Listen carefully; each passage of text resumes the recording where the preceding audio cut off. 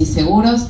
Daniel es licenciado en Administración y Técnica del Seguro de la Universidad Argentina de la Empresa de la UADE, Risk Manager certificado Risk Manager por Alaris, realizó formación profesional complementaria en RIMS, es docente de la Asociación Argentina de Productores y Asesores de Seguros de APAS en la Universidad Tecnológica Nacional, la UTN, en la UADE, y en cursos de capacitación, y da cursos de capacitación para compañías de seguros. Desarrolla trabajos de investigación y casos de estudios relacionados con seguros y gestión de riesgos para la Cátedra de Gestión de Riesgos Empresariales correspondientes a la Maestría de Administración de Negocios de la Escuela de Altos Estudios de la Universidad Austral, del IAE. Es miembro de la Comisión Técnica de APAS, es miembro del Subcomité de Gestión de Riesgos Empresariales en el Instituto Argentino de Normalización y Certificación, en el IRAM, es miembro de la asociación del GARP, de la Asociación Global sobre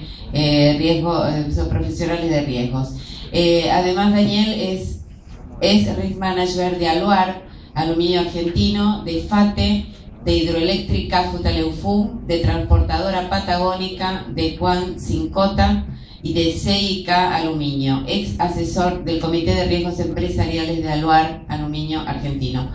Un gusto, Daniel, que esté con nosotros. Daniel, lo convocábamos porque nos había tirado un título súper interesante relacionado con con el cambio legislativo que hubo en España, donde habían incorporado la legislación, vos lo vas a explicar mejor, pero este nuevo rol del asesor del productor de seguros como un asesor financiero y un asesor holístico de todos los riesgos.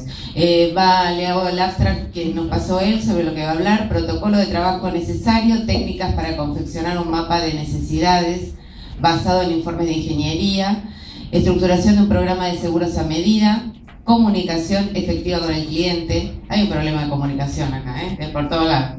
Traducción de la propuesta de seguros al idioma del asegurado, cambios en el sistema educativo, capacidad al productor en nuevas reglas del arte para un nuevo modelo de negocios. Daniel, un gusto, te doy la palabra. Gracias a ustedes por la invitación, gracias a Raúl, gracias a Gabriela y a todo el equipo de Pool. Y bueno, hemos visto todo el día cómo la gestión de riesgos evolucionó, especialmente estos últimos 10 años. Fíjense que ha habido desde consultores como BDO, Deloitte, liquidadores de siniestros, brokers de seguros, empresas, y todos están empapados en el tema de la gestión de riesgos. Lo definió bien la evolución de la gestión de riesgos en el último tiempo en una reunión que tuve en Ginebra con el Risk Manager o el director de Risk Manager de Geneva Association, en donde definió la gestión de riesgos en dos grandes estructuras: la micro gestión de riesgos y la macro gestión de riesgos. La macro gestión de riesgos se originó luego de la crisis del 2008, donde empezó a preocupar a los entes que controlan a las empresas financieras y compañías de seguros el tema del riesgo del contagio, del riesgo global, de los riesgos sistémicos, con lo cual empezó a haber un control macro, con lo cual llegó hasta esos niveles. Amén de haber llegado a la bolsa de comercio luego de los escándalos de Enron y hasta nuestra bolsa con el tema de la resolución de gobierno corporativo y gobierno societario. Bueno, pero lo que nos ocupa hoy es el tema micro. ¿Y qué relación hay entre la micro gestión de riesgos y el proceso de venta, que es básicamente lo que vive el productor de seguros, de vender seguros? ¿Qué elemento puede aportar la gestión de riesgos para jerarquizar la actividad y lograr mayor volumen de ventas? Y la ley española da un interesante dato al respecto. Habla de analizar las necesidades del cliente, y no habla, sino que le exige al productor de seguros que analice las necesidades del cliente. Con lo cual, la gestión de riesgos, vivimos muchas herramientas hoy, le va a dar un instrumento, un protocolo, una forma de identificar necesidades, que es algo básico de la gente de ventas. Pero en seguros no es fácil identificar necesidades, no es vender un pantalón o tratar de diseñar una camisa que esté a la moda. Hay una multiplicidad.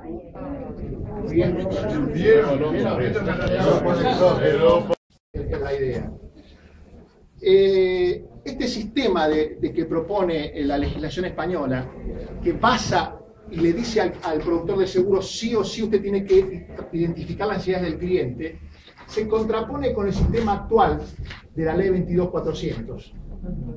¿Por qué? Porque la ley 22.400, en su artículo de asesoramiento a un esquema de recomendación. ¿Y qué diferencia hay entre este esquema de asesoramiento versus recomendación? Pasemos un ejemplo de un seguro de vida que es muy fácil de entender. Un broker de seguros o un corredor de seguro de vida va a ver a un cliente y le comenta, lo asesora que existen coberturas de retiro y coberturas de vida. Y le pasa el costo. Y el cliente, en sus peticiones, como dice la ley española, le dice que tiene un presupuesto restringido y que le alcanza para una sola cobertura. Lo que la ley española le dice, usted tiene que recomendarle cuál de las dos. ¿Y qué va a hacer ese analista de riesgos de vida o riesgos de personas? Va a ver si el riesgo el que está expuesto es un riesgo de sobrevivencia o un riesgo de muerte prematura. Si el mayor riesgo, el mayor peligro es la muerte prematura, entonces le va a aconsejar que en lugar del seguro de retiro, le compre un seguro. Bueno, para pasar de ese esquema de asesorar a recomendar, hace falta que el productor de seguro tenga nuevas capacidades. No alcanza solamente con, de alguna manera, conocer profundamente los productos y quizás contar con un informe de ingeniería de riesgo, sino que tiene que saber cómo analizar necesidades y cómo armar programas de seguros a medida y de alguna manera cómo comunicar ese análisis de manera fácil y clara. Con lo cual lo que requiere es una técnica basada en el diagnóstico, basada en la recomendación y basada en la comunicación efectiva. Esto es el paso previo o está casi emparentado al concepto de prescripción profesional, la famosa prescripción médica.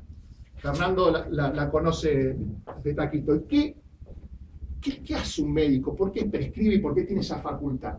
Porque primero diagnostica en base a signos, y a su vez tiene en cuenta los antecedentes de ese paciente, si tiene presión alta, si tiene colesterol, si tiene diabetes, y una vez que ve los signos físicos a través del examen físico, pide un análisis, y una vez que pide el análisis, lo que hace es indicar un tratamiento. Eso es la prescripción médica. Y la ley española le está indicando al productor de seguros o corredor de seguros, como ellos lo llaman, que le prescriba el productor al cliente un tratamiento en materia de riesgos. Con lo cual el productor de seguros, y los peligros, como definió bien la gente de Deloitte, no es si hay un incendio, es cómo afecta el incendio al cumplimiento del objetivo de los clientes. El peligro, yo me acuerdo de haber ido a un curso de la Asociación Americana de Gestión de Riesgos y hacía mucho hincapié entre la diferencia de la palabra risk y la palabra hazard. No es lo mismo risk que hazard, no es lo mismo riesgo que peligro. Y el peligro es la conjunción de dos factores, el riesgo y la necesidad. Es una moneda con dos caras. Yo puedo identificar un riesgo y si detrás no hay una necesidad, entonces no hay peligro. Y si no hay peligro es mucho más difícil al cliente venderle, porque el cliente percibe que bajo determinada situación hay más peligro o hay menos. El ejemplo de la curva en una ruta, una curva peligrosa, no dice riesgo de muerte, dice peligro de muerte. Cuando el riesgo es realmente percibido, ya es un peligro. En definitiva, lo que tiene que hacer el productor de seguros es levantar la información que le da el analista de riesgos y su responsabilidad es identificar necesidades. Luego, lo que tiene que hacer, ustedes pueden ir siguiendo, si quieren, pasa que allá atrás no ven, pero pueden ir siguiendo la presentación. Lo que tiene que hacer es armar el programa de seguros a medida. Y una vez que lo arma, para poder armarlo tiene que valorizar esos peligros. Identifica el riesgo, identifica la necesidad y valoriza esos peligros. ¿Para qué? Para armar un programa de seguros. Y como decía antes Artopoulos más temprano, es muy importante, y también la gente de Allianz, es muy importante valorizar los peligros con algún criterio. Ese criterio debe estar relacionado con las pérdidas máximas probables. Yo debo valorizar los peligros en función de un criterio. Esto es parecido a lo que hace un ingeniero cuando calcula la estructura de un edificio. ¿qué es lo que hace? Lo que hace es ver las cargas a las cuales va a estar sometida el edificio para que el edificio aguante esas cargas. Bueno, la póliza de seguros, una vez que tengo un buen diagnóstico, yo debo estimar a qué cargas va a estar a qué cargas va a tener que soportar, qué siniestros va a tener que aguantar. Y si lo calculé mal, ese edificio o esa póliza de seguros no va a aguantar esas cargas. ¿Ok? Entonces, diagnostico, para eso identifico riesgos, necesidades, con lo cual encontré un peligro. Para armar el programa de seguros en base al diagnóstico, lo que hago es lo armo y lo valorizo, y una vez que tengo ese programa de seguros armado, lo que hago es comunicarlo de manera clara. Con esto lo que hago es, ¿qué es lo que hago finalmente? No vendo una póliza de incendio, sino que vendo un aseguramiento de cumplimiento de objetivos. ¿Se dan cuenta la diferencia? Si yo lo que tengo que diagnosticar es el incumplimiento de peligros relacionados con el incumplimiento de objetivos, yo lo que vendo son soluciones relacionadas con aseguramiento de cumplimiento de objetivos. Por ejemplo, si hablaba el ingeniero Dick de esa empresa que tuvo una parada excepcional de muchos más meses de lo que pensaba porque los caminos estaban cerrados, el incumplimiento de objetivos que tenía esa empresa por adelante era justamente las bottom line, o sea, el cuadro de resultados. No pudo tener el cuadro de resultados que esperaba. Con lo cual, el peligro es justamente no obtener el resultado en el cuadro de resultados que ellos esperaban. Con lo cual, la póliza de pérdida de beneficio va a darle un cumplimiento seguro al objetivo financiero que tenía esa empresa. De alguna manera, yo tengo que diagnosticar para identificar peligros y con esto armo el programa de seguros. ¿Cómo tengo que hacerlo esto utilizando mapas de riesgo? Lo hemos visto en las disertaciones anteriores. Ustedes van a ver ahí que hay un mapa de riesgo y cómo armarlo. Ahí hay plantillas. Ustedes, todos estamos acostumbrados a utilizar plantillas para los seguros de integral de comercio. Y esas plantillas que tienen incendio, tienen robo. ¿Por qué? Porque sé que voy a necesitar asesorar al cliente en incendio, en robo, responsabilidad civil. Pero cuando voy a ver procesos, no me es suficiente una plantilla para un integral de comercio. Tengo que tener una plantilla de procesos. Y recién Fernando Moneta puso un ejemplo sobre el tema de mala praxis profesional. Y hablaba de tratar de ver a los médicos como personas que tienen riesgo de incumplimiento de medios. Y para eso hay que ver los procesos. Bueno, en una fábrica también hay que ver los procesos. ¿Los procesos del médico cuál es? El diagnóstico, el tratamiento quirúrgico, el tratamiento médico, el control, el monitoreo. En una empresa, esa plantilla va a ser sus procesos. Yo cuando vaya a ver una empresa voy a tener que utilizar una plantilla que me lleve por el inicio del proceso, que en el caso del médico sería el tratamiento, en el caso de una empresa podría ser el depósito de logística, el proceso propiamente dicho, el fin del proceso, los interesados, que son los terceros básicamente, y los proyectos. Si yo voy por cada una de esas estaciones de tren que voy parando, recogiendo información, yo voy a poder relevar ¿qué? Riesgos. Si encuentro riesgos, lo que voy a poder hacer es relevar necesidades. Y si tengo necesidades detectadas, hay una posibilidad de venta concreta, que es no vender soluciones de riesgo, sino soluciones de necesidad. Ese es un poco el foco del tema. Van a ver ahí, cuando los que no tienen luz, mírenlo después, que van a tener también checklists para poder no olvidarse de cuando van a una planta industrial, área de procesos, relevar cada uno de esos riesgos en las áreas distintas de la planta. En cualquier planta industrial que vayan, van a tener que ver la parte de servicios auxiliares, la parte de procesos y la parte de sistemas o equipos de procesamiento de datos. Repito, servicios auxiliares, procesos e instalaciones de procesamiento de datos. Imagínense que es parecido a una casa. Una casa, si ustedes la tienen que inspeccionar, van a ir al área de procesos, que es el dormitorio, que es el comedor, que es la cocina, y van a ir al área de servicios auxiliares, que es el pilar de luz, que es el calefón, que es el termotanque. Bueno, en las empresas es lo mismo. Ustedes tienen que pensar que hay siempre servicios auxiliares y siempre hay área de procesos. Si yo no relevé con este checklist que ven acá, cada uno de esos servicios auxiliares, yo no relevé riesgos en cada servicio auxiliar. Por ejemplo, instalaciones de torres de enfriamiento, por ejemplo, depósitos de gasoil, etcétera, equipos centrales de aire acondicionado. Yo de alguna manera tengo que tener un checklist como tienen los médicos. Yo leía en la revista de estrategas el seminario de de mala praxis médica y hablaban de un checklist para la tarea del médico. Bueno, cuando ustedes vayan a una fábrica, tienen que llevar un checklist, porque lo que no releven va a ser un riesgo no analizado, una necesidad no descubierta y una cláusula cobertura que no va a estar incluida, con lo cual es prima que perdí de vender y un siniestro que voy a tener que no va a estar cubierto, y después los liquidadores vienen y dicen, entonces, es culpa tuya. Exactamente. Entonces, vean que hay una plantilla para poder caminar dentro de una planta y no olvidarse que tengo que ir a un inicio del proceso, a un fin de un proceso. Utilicen, cuando estén dentro del proyecto, la plantilla para no olvidarse de lo que mirar dentro del proceso.